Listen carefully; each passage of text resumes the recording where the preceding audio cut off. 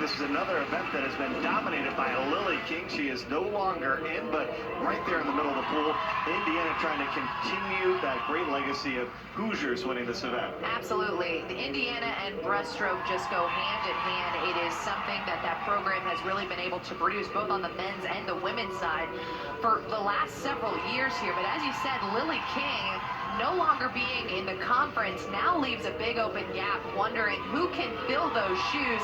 Will it remain in Hoosier territory, or will somebody else be able to step up to the plate? My son, Nicole Poplowski, she's in lane number 4. Right next to her, lane number 5 is Emily Weiss. She dominated in high school, won 4 state titles in the 100 breaststroke, and set the national high school record, the female swimmer of the year.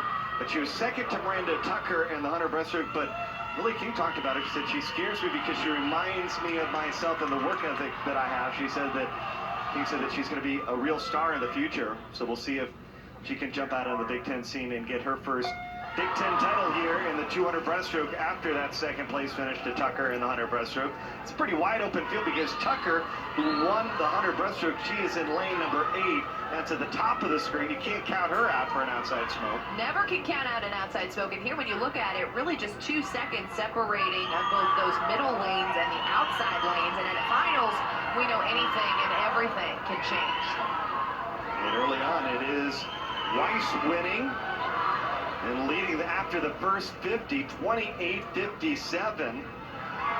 One thing that Ray Lou said that he really liked about Weiss is the fact that she was willing to take chances, and sometimes that means hurting herself early on and really jumping out of the race. Absolutely. One of Ray Lou's biggest things is that you don't have to feel good to swim fast. He used to always say feeling is overrated. So this year, especially the 200 breast, one of the more painful events, especially on the last day of the meet here where the event load has been so heavy. These girls are feeling it in their legs, they are feeling it in their arms, but it is all about pushing through, especially to try to get your hands on the wall first, not only for yourself, but for your team, when Indiana here trying to hold on desperately to 3rd place. What a battle we have across the board here, folks. Miranda Tucker trying to move up now in lane number 8.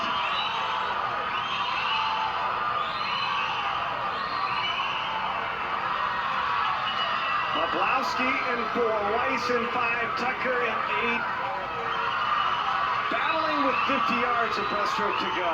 Really centered on those 3 lanes in the middle there. They seem to have about half a body length ahead of the rest of the crowd. Could it be that the Hoosiers might go 1-2 in this race?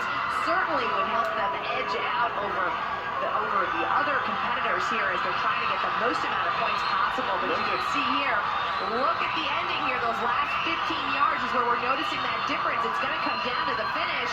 And it's going to be Calypso Sheridan. She was the first ever Big Ten champion for Northwestern in the 400 IM, and she's got her second Big Ten title here this weekend in Iowa City for the Wildcats.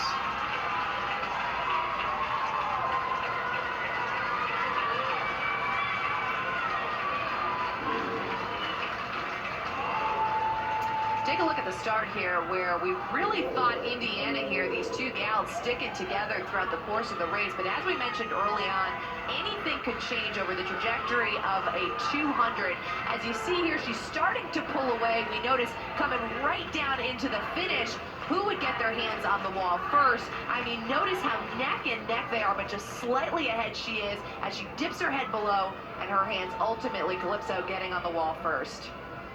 First time in 20 years, the Wildcats winning the 200.